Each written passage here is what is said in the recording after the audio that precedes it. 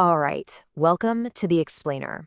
Today, we're digging into a spy thriller that asks a really tough question.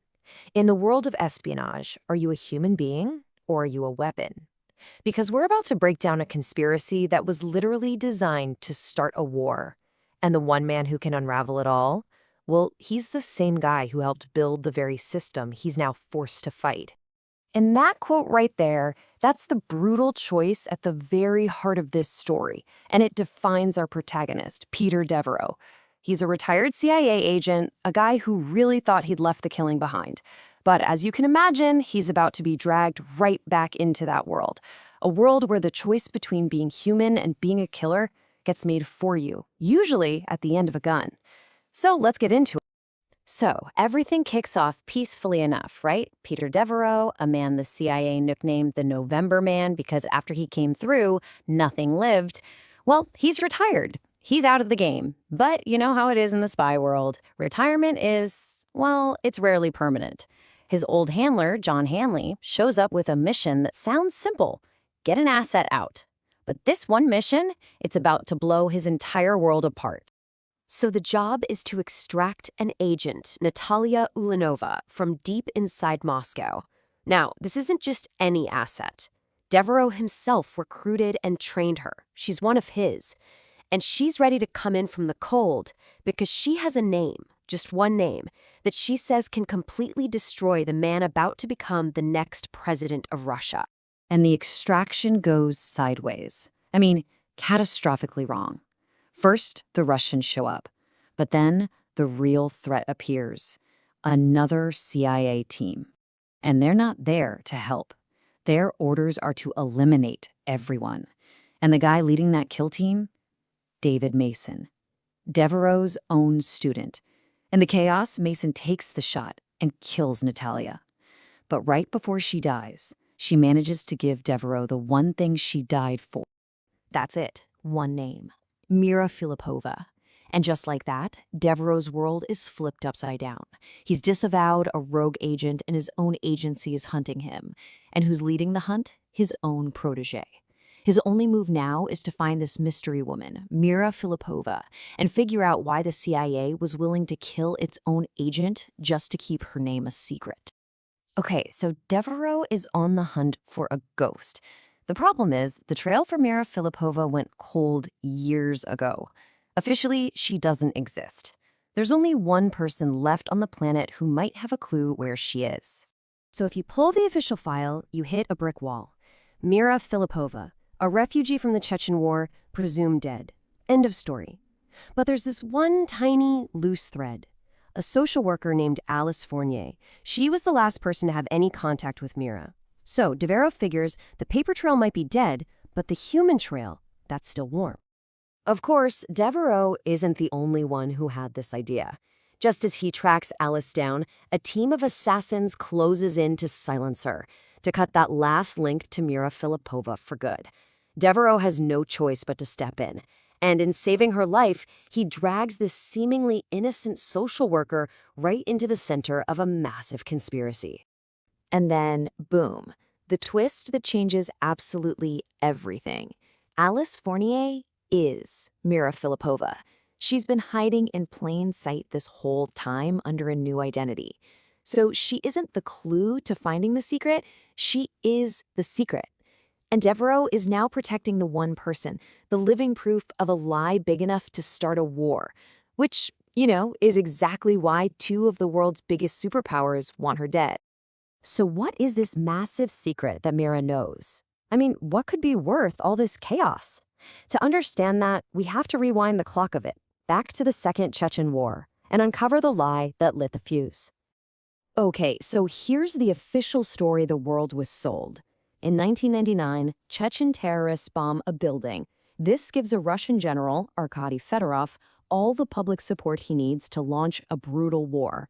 He wins, becomes a national hero, and rides that wave of popularity all the way to the presidency. It's a perfect story, except every single word of it was a lie, orchestrated not out of Moscow, but out of Langley, Virginia. That's right. You're not going to believe who was pulling the strings. John Hanley, Devereaux's own handler at the CIA. The CIA staged the whole thing. It was a false flag attack to give Fedorov his excuse for a war. And why would they do that? Simple. They wanted their man in the Kremlin, and they were willing to start a war to put him there. But they made one critical mistake. There was one loose end. A young woman being held captive by Fedorov in his office at the time, Mira Filipova. She heard everything, the entire plan hatched between Fedorov and Hanley. She is the only living witness who can connect the CIA directly to the war, and that is why, for all these years, she's had to be a ghost. So you see how this massive geopolitical conspiracy all boils down to something incredibly personal and brutal? It's Devereaux, the man trying to drag the truth into the light, against Mason, the man ordered to bury it forever. It's teacher versus student, in a fight for the very soul of the agency. And this really gets to the core of their conflict. You've got Devereaux, he's old school, he operates on instinct, on experience, on his own moral code. He questions the mission. And then you have Mason. He's the new breed, disciplined, loyal, and he believes the mission justifies the means, no questions asked. It's a total clash of philosophies that plays out as a deadly chase across the city. And what's so fascinating is you can hear the conflict in Mason. Even while he's actively trying to kill his old mentor, he's quoting his lessons back to him. He's desperate to prove that he's not just a good student, but that he's become the perfect, unfeeling weapon that Devereaux always taught him to be. But Devereaux sees this completely differently. For him, this isn't just about survival anymore. This is the final lesson. This is his last chance to teach his protege the one thing the agency never could: how to tell the difference between being a good soldier and being a good man. So the walls are closing in. Devereaux and Mira are on the run, Mason is right on their tail, and the mastermind behind it all, Hanley, realizes he's losing control. So he makes one last incredibly desperate move to seize control and bury his secret for good. He goes after the one thing in the world Devereaux still truly cares about: his 12-year-old daughter, Lucy. He kidnaps her and gives Devereaux an impossible choice: trade Mira's life for his daughter's.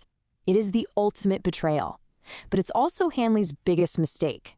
He just made this fight personal. But Devereaux doesn't break. No, he uses Hanley's own leverage and flips the entire board on him. It's actually brilliant. He uses Mira to get a face-to-face meeting with Fedorov, and then he secretly records Fedorov confessing to the entire conspiracy, including, and this is key, naming John Hanley as his CIA partner. Devereaux doesn't just have leverage anymore. He has the kill shot. And in the end, after all the chaos, the betrayals, the firefights, it all comes down to the number one. One witness, one confession, one recording. That's all it took to bring the entire house of cards tumbling down. And the plan works perfectly. The recording is leaked, and a political firestorm just erupts. Fedorov's career is over, literally overnight. Devereaux gets his daughter back, and the dark secret that Hanley was willing to kill so many people for is now headline news all around the world. And after everything, it's her voice that delivers the final blow. The truth, spoken by the one person they couldn't silence, turns out to be more powerful than any army, any spy, or any conspiracy. So this whole bloody story leaves us without one big question. What this shows us is that the price of truth is devastatingly high. It's paid for with blood and betrayal and lost souls. But it also proves that in a world built entirely on secrets, the only thing more dangerous than telling the truth is trying to bury it.